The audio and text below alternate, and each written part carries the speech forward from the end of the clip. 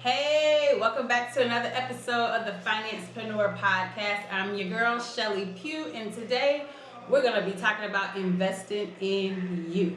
You are your biggest investment. Let's go. All right, so, I thank God for Google. Google has done wonders for me, right? You can Google anything from recipes, how to take pictures on your iPhone, how to build. Y'all, I don't Google everything. I learned how to put tile down by Google. Watch the video. Put tile the whole bathroom. It looked great. Matter of fact, I'm gonna post some pictures just so y'all can see how great I did. But anyway, you cannot Google everything, right? We thank God for Google. But there are some things in life that you really just gonna have to pay for. And the biggest thing is investing in yourself. And I'm not just talking about money, okay? Yes, it costs to educate yourself. How many of y'all got student loans? It costs to educate yourself. But I'm not even talking about college. I'm talking about the things that you need to know to run your business, to run a successful business, to run a prosperous business, right? You're going to have to invest in yourself. And so let's talk about different ways to invest in yourself. The first is obvious. You're going to pay for courses. You're going to pay for coaching, consultations, things of that nature. But how many of y'all know there are smaller investments you can make too? Investments with your time. Read a book, right? A lot of hidden things are in books. What's that old proverb that they say?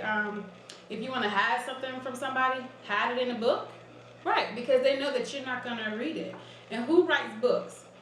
Usually, credible people that have some type of documented results, right? So if you got somebody who says, let's say Warren Buffett, one of the richest people in America, he has written so many books. You want money, how many of his books have you read? Now, I'm not faulting anybody, right? Because sometimes we just don't think about the obvious that's in front of us because it's not a part of our daily routine.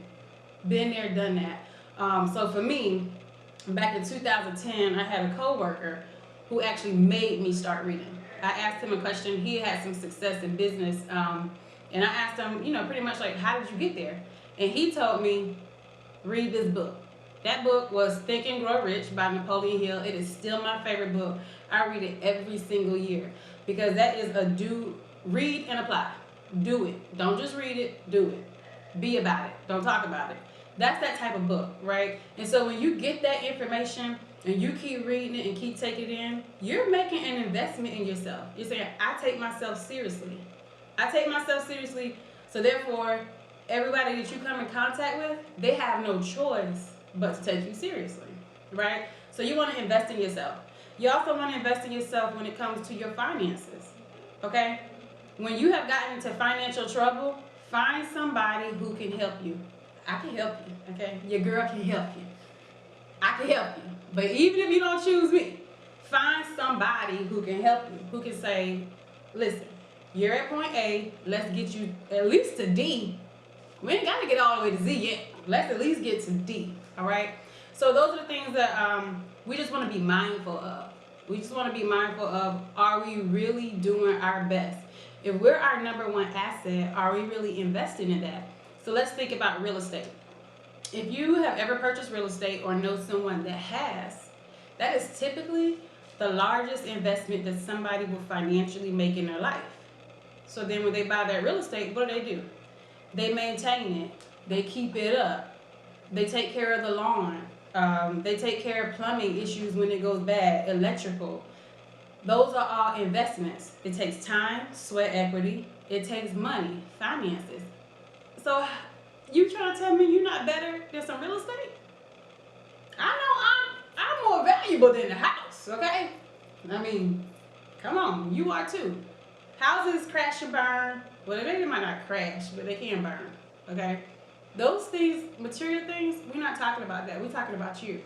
And so when you take that initiative to say, I'm going to do better, I'm going to invest in myself, I'm going to take the time out to learn some things, to reach out to somebody who can coach me, to reach out to somebody who can say, don't do that. I made that mistake, right? Avoid that mistake.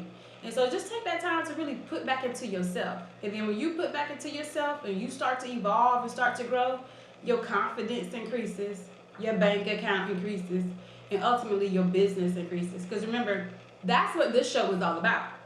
It's the Financepreneur podcast. And so what do we talk about? We talk about making entrepreneurs financially literate, okay? We're going to build big business. But remember, we got to get back to the basics to build big business. All right. So, who are you listening to? Who are you listening to? Because you're investing your time somewhere. Are you investing in Netflix? Now, don't get me wrong. I watch Netflix too, okay? But in moderation. Who are you listening to? Who are you reading? Who are you spending your time with? Are you spending your time with people who are going to increase your network? Right? Because we all know that saying, your network is your net worth. Right?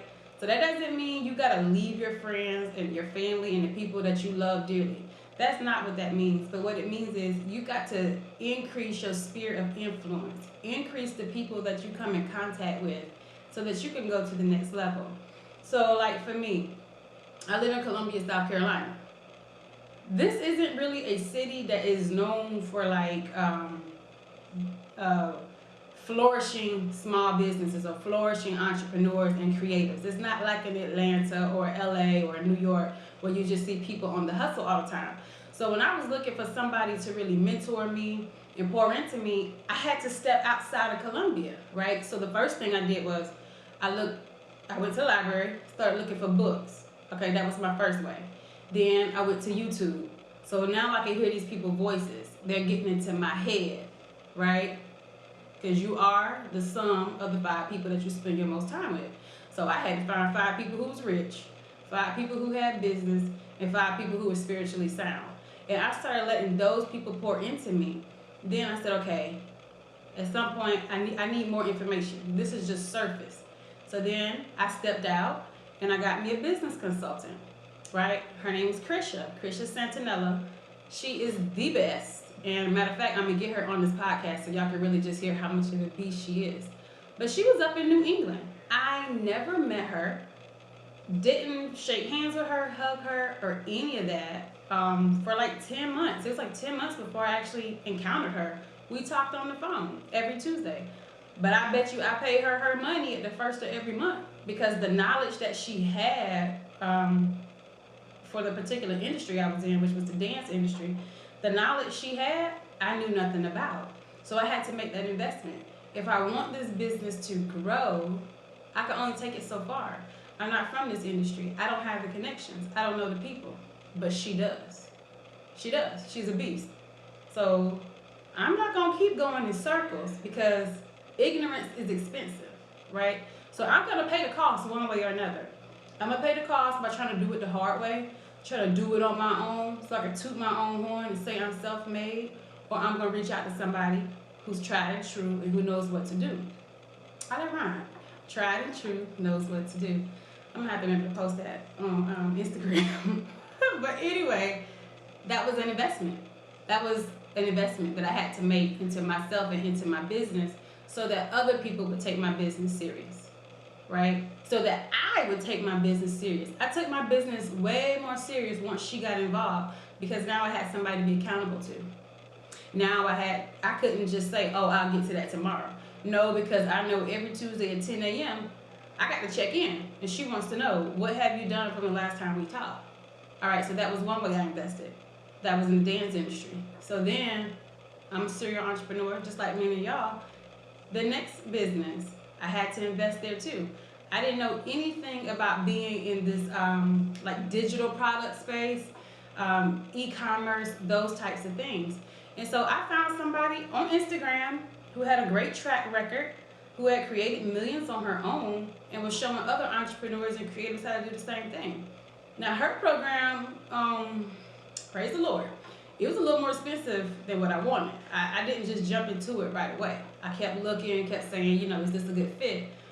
But I invested that $2,000 and it skyrocketed my business. It showed me how to market better. It showed me how to interact with my customers, how to go after the right customers. Because I was just, casting nets everywhere, just trying to see whatever I could grab. But then she showed me how to get in front of the right demographic, how to talk to the people who will receive me instead of trying to talk to everybody. So you see what investing will do? It will make you show up like a professional. It'll make you show up in your true authenticity, because now you know what you're doing. You don't have to put on a facade as if you know, right? So those are some ways that you can invest in yourself. Read a book.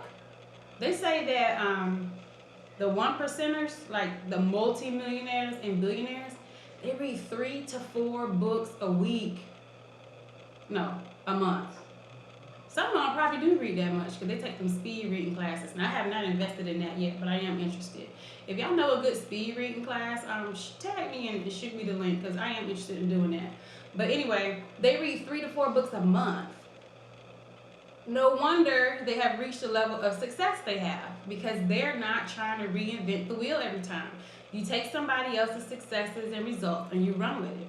You learn from other people's mistakes. People always get it confused because they say it's life's experiences and mistakes are the greatest teacher, but it doesn't have to be yours, right? Just like this show, I told y'all I made a lot of mistakes. I've been doing this for 10 years. I've messed up a lot of times, and so that's my contribution to the world, right? Learn from my mistakes.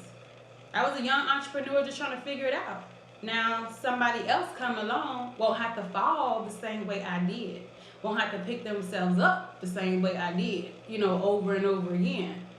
You're like, nope, avoid that. That's a pitfall I jumped over because the Financepreneur told me, how to look out for that. All right, y'all, so that's my time for today, right? We keep them short, we keep them sweet because you got big business to build. So I want y'all to join me back here next Monday, same time, same place. See you then. Stay lit.